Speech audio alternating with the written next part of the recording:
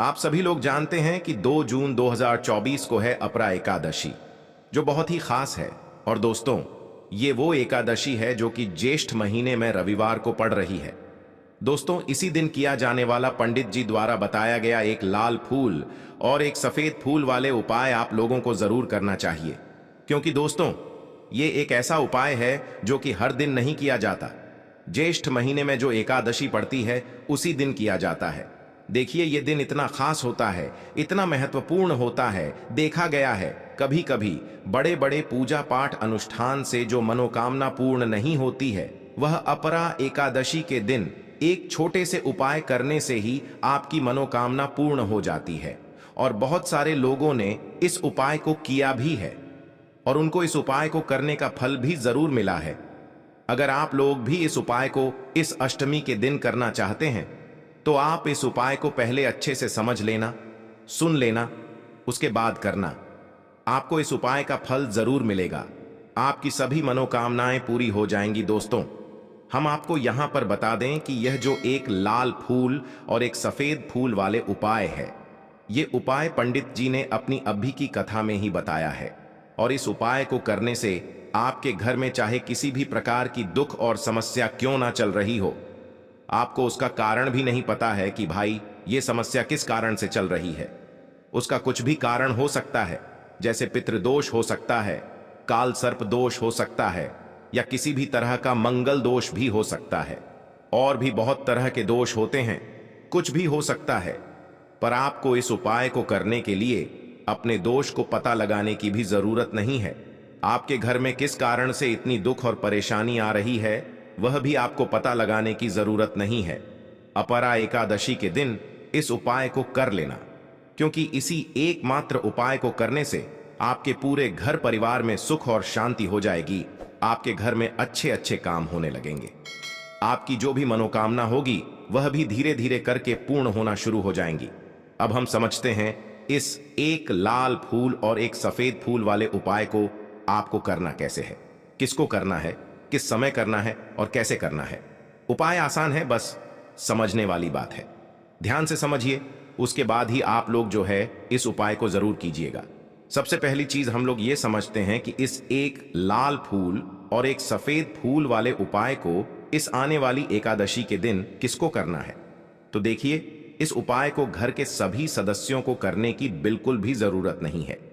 घर में से कोई एक मुख्य बड़ा सदस्य ही इस उपाय को करेगा, तो उस घर परिवार के सभी सदस्यों को इस उपाय को करने का फल मिल जाएगा। पर वो बड़ा सदस्य कौन होगा, कौन व्यक्ति इस उपाय को करेगा, तो यहां पर देखिए, हम आपको बता दें, घर की जो बड़ी माताएं बहनें होंगी, घर की बड़ी माताओं बहनों में से कोई भी एक माता बहन इस वाले उपाय को कर सकती है अपने पूरे घर परिवार के लिए। घर में सभी सदस्यों को इस उपाय को करने की जरूरत नहीं है। मात्र घर की जो बड़ी माताएं बहनें हैं, उनमें से कोई भी एक माता बहन इस वाले उपाय को करेगी तो उसके घर परिवार के पूरे सदस्यों को इस उपाय का फल मिलेगा। अगर किसी कारणवश माताएं बहनें घर में उपस्थित ना हो या वो इस उपाय को ना कर रही हो, कुछ दिक्कत हो, तो भाई उस जगह पर फिर घर का कोई बड़ा व्यक्ति भी इस उपाय को कर सकता है। माताओं बहनों के कहने का मतलब ये था कि माताएं बहनें घर की लक्ष्मी होती है। जब घर की लक्ष्मी कोई उपाय करती है तो निश्चित ही भगवान शिव जी बहुत जल्दी प्रसन्न होते हैं और उपाय का फल में बहुत जल्दी और बहुत बड़ा करके भी यहां पर देते हैं। तो आप लोग ये बात समझ गए होंगे। अब हम ये बात समझते हैं कि इस वाले उपाय को हमें करना किस समय है। एक लाल फूल और एक सफेद फूल वाले उपाय को हमें एकादशी के दिन करना है। किस समय? तो देखिए, इस उपाय को करने का जो समय है और शाम का समय भी है। अब देखिए, यहां पर हम मुख्य रूप से सुबह का समय नहीं बोलेंगे, क्योंकि देखिए, ये जो अपरा एकादशी है और आप सभी लोग जानते हैं एकादशी के दिन का प्रदोष काल का मतलब शाम का जो समय होता है ना, इस दिन भगवान शिव जी का और विष्णु भगवान का सबसे प्रिय दिन होता है। तो आप लोग इस एक लाल फूल एक सफेद फूल वाले उपाय को सुबह के समय भी कर सकते हो और शाम के समय प्रदोष काल में भी कर सकते हो। सुबह के समय अगर कर रहे हो तो 10 या फिर 11 बजे तक भी अगर उपाय करोगे तो भी आपको उपाय का फल मिलेगा। वही अगर शाम के समय कर रहे हो तो इस दिन जरूर शाम के समय का ध्यान रखना कि शाम के 6 बजे से लेकर 7 बजे के बीच में अगर आप इस उपाय को कर सकते हो तो बिल्कुल कर लेना, पूरी कोशिश करना। पर अगर किसी कारणवश इस समय के बीच में ना कर पाओ तो रात 8 बजे तक भी अगर आप उपाय को करोगे तो आपको उपाय का फल जरूर मिलेगा।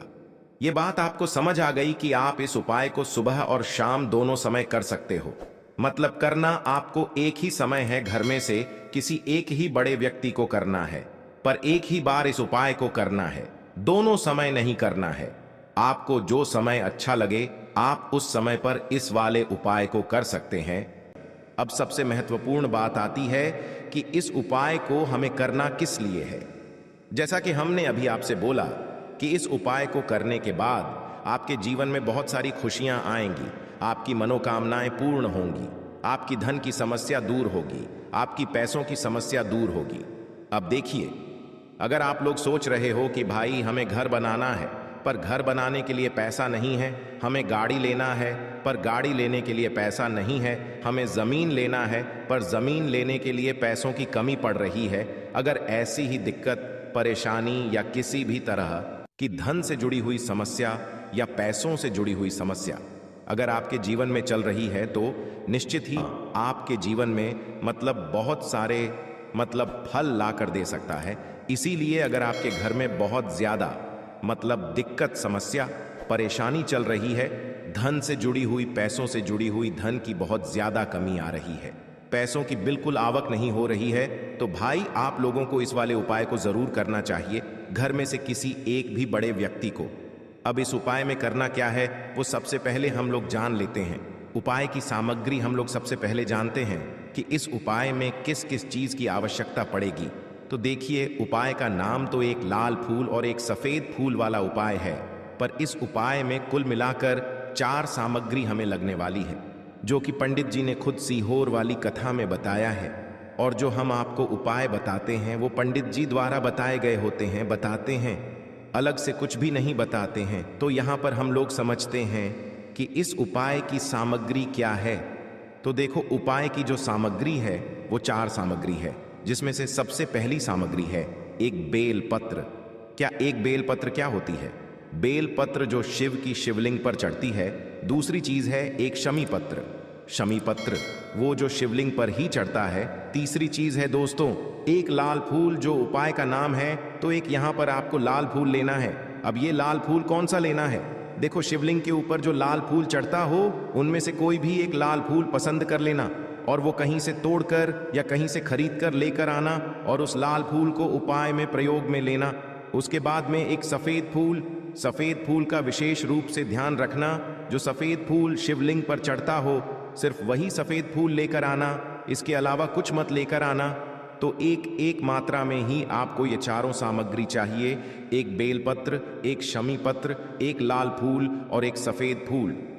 ये चारों सामग्री आप लोग तैयार करके रख लें। प्रदोष काल में या सुबह के समय जब भी आप इस उपाय को कर रहे हैं, जैसे ही आपके उपाय की सामग्री तैयार हो जाती है तो क्या हम सीधा उपाय को करने के लिए इन चारों सामग्री को लेकर उपाय करने के लिए जा सकते हैं?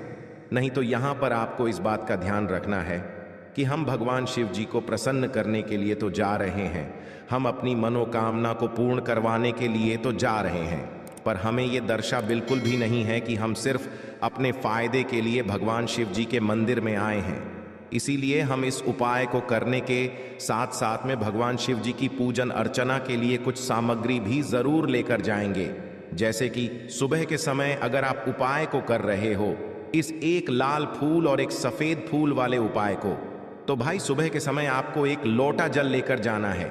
जो लोग प्रतिदिन शिव जी के मंदिर जाते हैं, पूजन अर्चना करते हैं, जल चढ़ाते हैं, फूल बेल पत्र सब कुछ चढ़ाते हैं, भाई वो अपनी पूजन अर्चना वैसी की वैसी ही करना। बाकी जो सिर्फ उपाय को करने के लिए जा रहा है, जो कुछ भी लेकर नहीं जा रहा है, उसे कम एक लोटा जल अपने घर से जरूर भरकर लेकर जाना अगर आप उपाय को कर रहे हो, है ना? क्योंकि इस वाले उपाय को आप भगवान शिव जी की पूजन अर्चना करने के बाद ही करना। वही अगर बात करें शाम के समय की, अगर कोई व्यक्ति शाम के समय प्रदोष काल में इस वाले उपाय को कर रहा है तो भाई आपको मात्र एक घी का दीपक तैयार करना है। ये बात हम हमेशा बोलते हैं। शाम के समय प्रदोष काल में कोई कर रहे हो ना तो दीपक का विशेष महत्व होता है। इनका प्रदोष काल में जो भी व्यक्ति दीपक जलाता है ना भगवान शिव जी के मंदिर में, भाई उसके जीवन से सारी दुख और परेशानियां भी दूर होती हैं। तो भाई इस दिन दीपक का विशेष रूप से ध्यान रखना आप लोग, अगर आप इस उपाय को शाम के समय प्रदोष काल में कर रहे हो, है ना। ये जो दीपक आप लोग लोगे, ये आटे का लोगे। जो आटा आप गूंद दोगे उसके अंदर कुछ भी मत डालना, मात्र सादा आटा लगाकर उसे तैयार कर लेना और एक मीडियम साइज का दीपक तैयार कर लेना। वो दीपक ना ज्यादा छोटा हो ना ज्यादा बड़ा हो, है ना। उसके बाद में दीपक आपका तैयार हो जाए तो इसके अंदर जो बत्ती रखोगे वो गोल बत्ती रखोगे। देखो गोल बत्ती भी दो तरह की होगी, एक बाजार की और एक घर वाली। तो कोशिश करना अपने घर में जो रुई रखी हुई है उस रुई से आप लोग एक गोल बत्ती अपने ही हाथों से बनाओ। उपाय का फल अच्छा मिलता है, भगवान शिव जी जल्दी प्रसन्न होते हैं। जब हम किसी भी उपाय को अपने हाथों से परिश्रम करके तैयार करते हैं तो आपको उस दीपक के अंदर एक गोल बत्ती रख देनी है। इसके अंदर जो चीज़ आप लोग डालोगे वो डालोगे शुद्ध देसी गाय का घी। इस बात का विशेष रूप से ध्यान रखना, शुद्ध देसी गाय का घी ही डालना है, तेल वगैरह नहीं। आज के दिन तो मतलब इस दिन मत डालना, पूर्णिमा के दिन, क्योंकि भगवान शिव जी का सबसे प्रिय दिन और प्रिय समय पर हम लोग इस वाले उपाय को कर रहे हैं। तो थोड़ा सा शुद्ध देसी गाय का घी इतना डालना कि वो दीपक कुछ समय तक चल सके। ना बाजार वाला मिलावटी घी डालना, ना भैंस का घी डालना, शुद्ध देसी गाय का घी। आपको ढूंढने में थोड़ी मतलब मेहनत लगेगी और महंगा भी मिलेगा, पर इसी मतलब घी से भगवान शिव जी प्रसन्न होते हैं और उसी शुद्ध देसी गाय की घी से घर में बरकत भी बनी रहती है और हमारे घर में सुख शांति भी बनी रहती है। इसलिए इस शुद्ध देसी गाय का घी को अपने घर में हमेशा रखा करो। वो भगवान शश जी के कार्यों में भी उपयोग में आता है और उपायों में भी हम लोग प्रयोग कर सकते हैं। तो यहाँ पर आपकी सारी तैयारियां हो चुकी हैं। उपाय को करते समय शुद्धता का विशेष रूप से ध्यान रखिएगा। सुबह कर रहे हो तो भाई सुबह तो आपको स्नान करना ही करना है, बाकी शाम को कर रहे हो तो शाम को मात्र हाथ मुंह धोकर भी आप लोग इस वाले उपाय को कर सकते हो। कोई दिक्कत वाली बात नहीं है भाई। उपाय की पूरी सामग्री तैयार करके और पूजन सामग्री लेकर आपको भगवान शिव जी के मंदिर पहुंचना है, जो आपके घर के पास में हो, जहां पर शिवलिंग विराजित हो, शिवालय हो, वहां पर आप लोगों को पहुंचना है। और जैसे ही आप भगवान शिव जी के मंदिर में पहुंचते हो, वहां जाकर ही उपाय शुरू नहीं करना है। पहले आपको भगवान शिव जी की पूजन अर्चना करना है। पूजन अर्चना कैसे करोगे? सुबह के समय गए हो तो एक लोटा जल वगैरह जो भी पूजन सामग्री लेकर गए हो, उससे पहले पूजन सामग्री आप लोग मतलब पूजन भगवान शिव जी की कर लो। जो व्यक्ति सिर्फ एक लोटा जल लेकर गए हैं वो शिव जी की शिवलिंग पर मात्र एक लोटा जल एक धारा से धीरे धीरे करके चढ़ा लो, है ना। अपनी पूजन अर्चना आप लोग जो है पूरी कर लो पहले। उसी के बाद अगर आप शाम के समय कर रहे हो तो पहले जाकर बैठना है। भगवान शिव जी के शिवलिंग के पास में आप जो दीपक तैयार करके लेकर आए हो उस दीपक को पहले जलाना है। ये जो दीपक आप लोग जलाओगे ना, ये किसी और की माचिस से मत जलाना, अपनी ही माचिस अपने ही घर से लेकर आना और इस दीपक को अपने ही माचिस से जलाना। अगर आपने मंदिर की माचिस या किसी और की माचिस ले ली, इस उपाय को करने में इस उपाय का फल उस व्यक्ति को भी थोड़ा बहुत मिल जाएगा। इस बात का ध्यान रखना।